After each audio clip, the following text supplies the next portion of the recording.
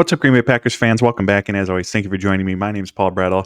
It's game day, Packers versus Steelers later this afternoon. So we're here to discuss my 5 or 6 big things to keep our eyes on as that game unfolds that are going to have a major impact, regardless of which way the pendulum swings on these topics, in determining today's outcome. But first, hit like on the video, hit subscribe on the YouTube channel. I do greatly appreciate it. You can follow me on Twitter at Paul_Brettel, and you can find all my work over at Packers Wire. So all the topics that we're going to discuss today, they are in article version over at Packers Wire. You can find them there as well. But I wanted to pick of the articles I did write this week. I wanted to pick the key ones that really focus in on the specific determining factors in deciding today's outcome between the Packers and the Steelers. So let's dive on in. First up, Packers offensive line against the Steelers front seven. In the last video I did, I talked about how last week's game against the Rams, the offensive line was the catalyst to the overall success of the offense, the efficiency that we saw from Jordan Love, and that was the offensive line's best game since week 1 of the regular season. They had been having a really hard time not only getting the run game going, but keeping Jordan Love clean during that 4-game losing streak that they were on. This week's game is gonna be a real test. It's going to tell us, was that game against the Rams an outlier, or is this unit trending in the right direction? Because they're going up against a very, very good Pittsburgh front. As a team, the Steelers rank 6th in pressure rate this season. TJ Watt at edge rusher, Alex Highsmith at edge rusher. The Steelers just got back Cameron Hayward along the interior, but Watt and Highsmith both rank in the top 15 among all edge rushers this season in pressures generated. The Packers offensive tackles, Zach Tom and either Rasheed Walker or Josh Nijman, depending on what direction the Packers go in, my guess is going to be Rasheed Walker, are very much going to be tested in this game. And Zach Tom in particular, I mean, the offense line in the whole, but Zach Tom, he's really gone up against a gauntlet of pass rushers this season. By the time Sunday's game is completed, the Packers and Zach Tom will have faced 8 of the top 25 edge rushers this season in pressures generated. So Zach Tom, he's understandably so. There's been some ups and downs at times, but for the most part, he's handled those assignments fairly well. Has been the most consistent offensive lineman on this Packers team, but another test is going to come today for this Packers unit.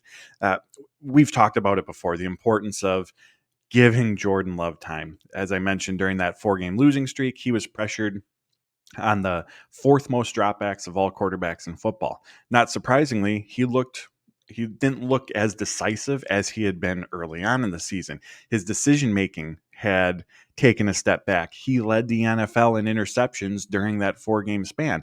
Again, Jordan Love, there's definitely areas where he has to improve upon. We all know that. But part of that is a product of the offensive line play and what's happening up front. It's difficult to be decisive when you're not sure if your pass protection's going to hold up. You're not sure if your receivers are going to be in the right spot, if they're going to make the contested catch.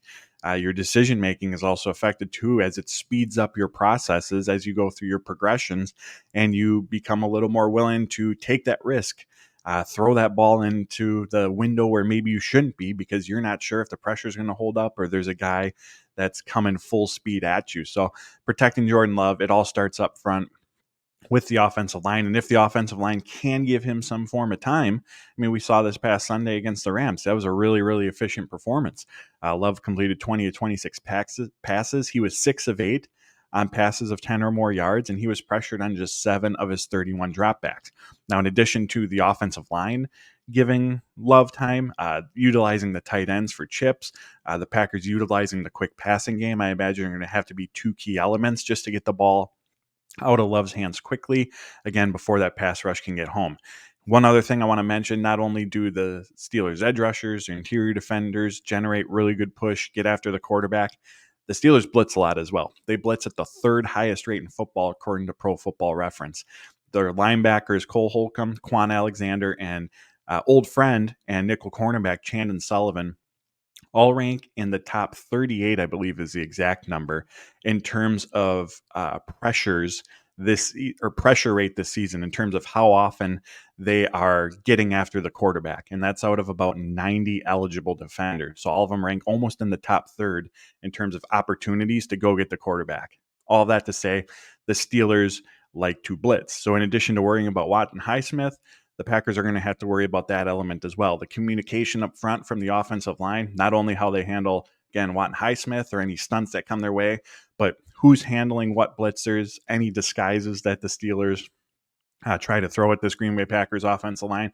The communication is going to have to be on point. LaFleur and Adam Stenovich's game plans, they're going to have to be near flawless because the margin for error for this Packers offense, as we've seen, is so small that, if there's some of those missed assignments, even just a couple throughout the game, that can have a massive impact. End drives prematurely, lead to turnovers, all potentially drastic swings in this game. So Packers offensive line against the Steelers front and the linebackers, the nickel corners, whoever they blitz, going to be, to me, the biggest matchup in the game. How the Packers handle that is going to determine what their level of potential success is going to be against Pittsburgh. Next up, the run game. We saw against the Rams again what having a run game can do for this Packers offense, something to lean on. They haven't had that basically since week 1 again throughout the course of the season. And what it did, Jordan Love mentioned this after the game, not only opens up opportunities in the passing game in general, but opens up downfield opportunities. Love was 2 for 3 on passes of 20 plus yards against the Rams. Zach Tom talked about how, from his perspective, and again, going up against Watt and Highsmith, how important this can be as an offensive tackle when there's the threat of the run. It takes away a little bit of the bite of the edge rusher. They can't just go directly from point A to point B when it's 2nd and 4. They have to worry about defending the run as well. Takes away some of their aggressiveness as a pass rusher in that regard. As the game wears on, if you're able to stick with the run game like the Packers were against the Rams, you wear the opponent down. They start to tire when you're on the field as much as the Packers were, when you're running the ball as much as they were. So not just getting the ball going, getting the ball in the Aaron Jones' hands, there's obvious benefits to that, but there's a trickle-down effect to really every position, every player on that offensive side of the ball. When the run game's going, everybody benefits from it. Now, with that said, as good as the Steelers' pass rush has been, as good as they've been at getting after the quarterback, they're allowing 4.5 yards per carry this season. They haven't been nearly as stout against the run. And when talking about, edge rushers being able to get at the quarterback, one of the good ways to try to neutralize that is through the run game, specifically running between the tackles. And again, to neutralize that, the blitzers in that regard, if the blockers up front are able to communicate effectively, pick up those blitzers, there's going to be less individuals at the second level, which can lead to some chunk plays. So the opportunity for Green Bay to get the run game going is hopefully going to be there, because again, if they don't have it, it's just going to make everything more difficult. We've seen the other side of that pendulum far too often as well, when the run game isn't going and the Packers are in 2nd and 10, 3rd and 8 situations, predictable, obvious passing downs. And this passing game just isn't good enough to have that playmaking burden on their shoulders, where the defensive front can pin its ears back, where the defense as a whole can get into favorable matchups. They're just not good enough to overcome that. And so moving the chains on early downs, getting into a 2nd and 5, a 2nd and 6, being in 3rd and 1, 3rd and 2, that can do wonders, and it will do wonders for this Packers team. If they can't get the run game going and they're living in these long down and distance situations against the blitz heavy Steelers, against the pass rushers that they have, it's going to be a really long day for this Packers team. So getting the run game going again is going to be a must for Green Bay.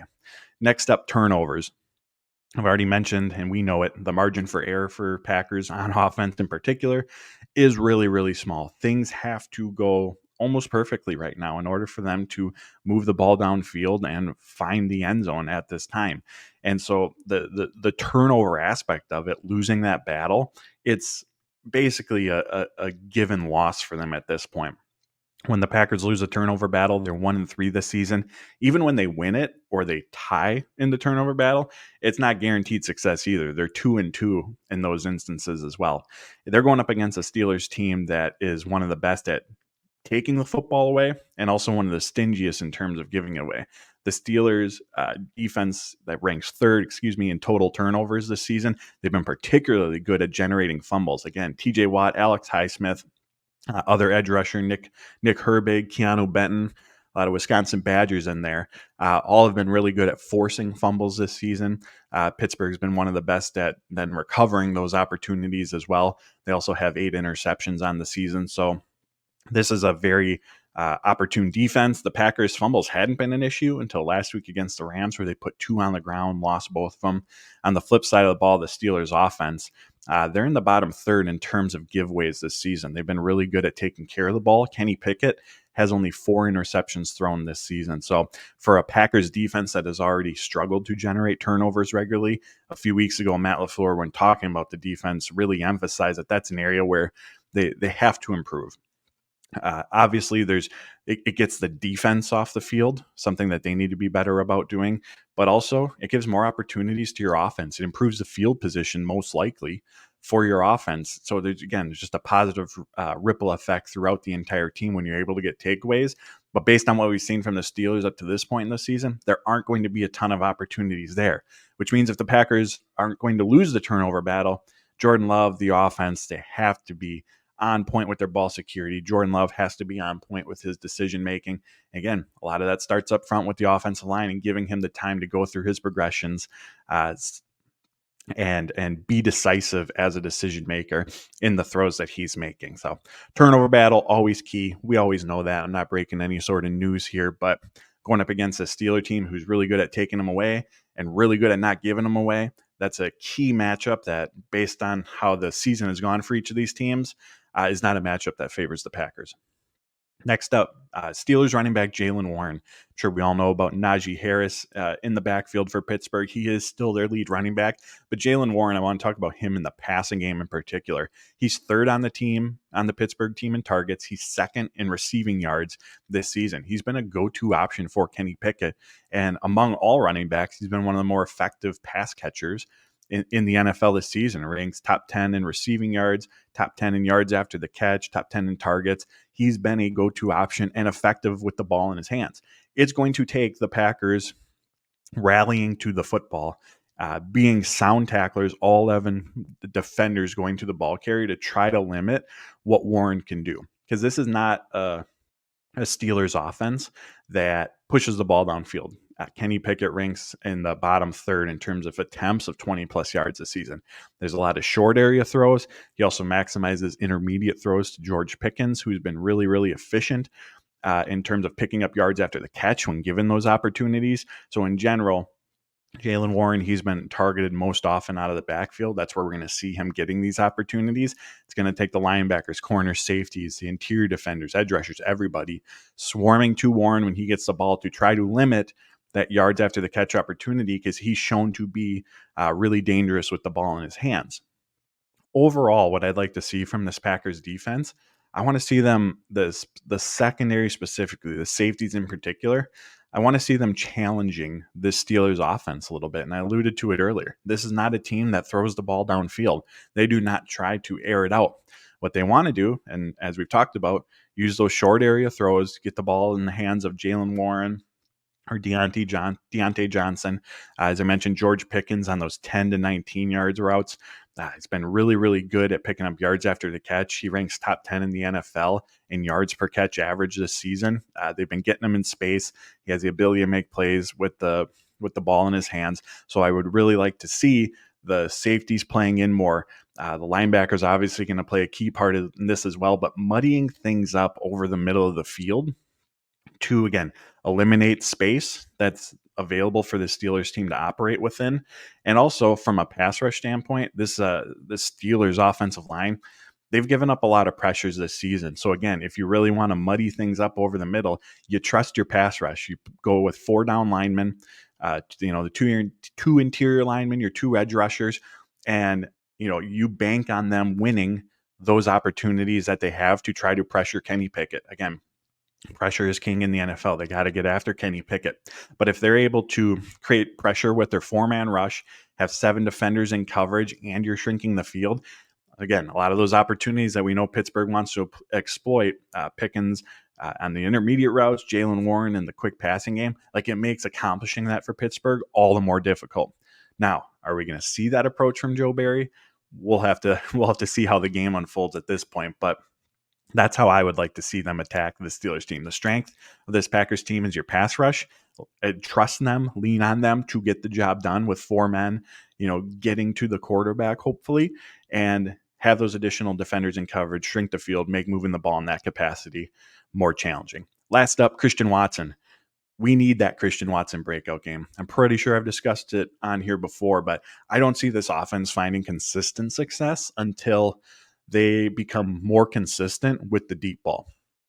What we're seeing from the Packers so far this season, honestly, looks a lot like the first 7, 8, 9 weeks of the 2022 season. Christian Watson was injured. Romeo Doubs was injured. The Packers didn't have a real deep threat during last year, the first start, of last season. Alan Lazard wasn't a deep threat. Randall Cobb wasn't a deep threat. As I mentioned, we know Christian Watson was in and out with injuries early on in the year. And what does that do? It's what we kind of just talked about from the Packers' perspective defensively. Defenses shrink the field because they don't fear it. They don't respect getting beat over the top. So that makes moving the ball over the middle on shorter to intermediate routes all the more challenging, makes running the ball more difficult because there's more players in a condensed area of the field. There's less space to operate within. Makes it more difficult to get open, creates harder throws, creates more difficult yards after the catch opportunities, even if completions are made.